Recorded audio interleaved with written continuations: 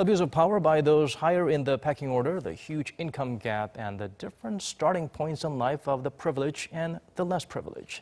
These are some of the phenomena highlighted following reports of unruly behavior by the children of the country's wealthiest families. Kim Hyesung sheds light on this trend that continues to remain unchanged. The antiques of Korea's wealthy business families are making headlines again. Korean Air Senior Vice President Cho Hyun-min, daughter of the parent company's chairman, is under police investigation after throwing a tantrum and allegedly throwing a bottle of water at a business meeting. The alleged incident came to light just a few days after her elder sister Cho Hyun-ah, who infamously delayed a flight back in 2014 because her macadamia nuts were served in a bag, not on a dish, made a comeback as the chief of the parent company's hotel business. It's another reported case of the heirs to Korea's family-run conglomerates or chaebols abusing their subordinates and subcontractors. Chaebol management is often called emperor management because decision-making is top-down and leadership is passed down to their children. Unlike the first generation who were self-made businessmen, their children grow up like princes and princesses. They become executives with no checks or balances to evaluate their qualifications or ethics, which is problematic. According to a 2015 survey by CEO Score, the third and fourth generations of the top 30 Korean conglomerates had become executives after an average of 3.5 years with the company.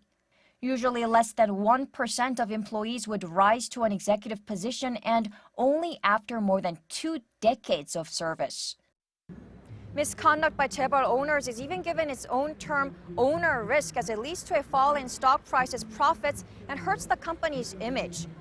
Public outrage and calls for change are growing as technological advances like smartphone recordings and social media can record and quickly spread news of their wrongdoings. I heard about the scandal. I think it's a problem with the parents' education. They lack basic character, not to mention a sense of noblesse oblige. It worries me. What if when I graduate and get a job, I become that underling who is abused? This isn't an isolated case. It's a social problem that needs to be addressed. Already tens of thousands of Koreans have taken to the Blue House online petition page calling for a thorough investigation and punishment. More than 80,000 have signed a petition demanding the national airline drop the word Korean from its name as of Wednesday. Ultimately, these scandals, moral issues of chaebol children are a reflection of the concentration of Korea's economic power in their hands. They rule over the country's legal system and even its politics. For real change, what's needed is transparent corporate governance, checks and balances, like banning executives who've done wrong from returning to executive posts, as many other capitalist countries have done. Kim Hyesung, Arirang News.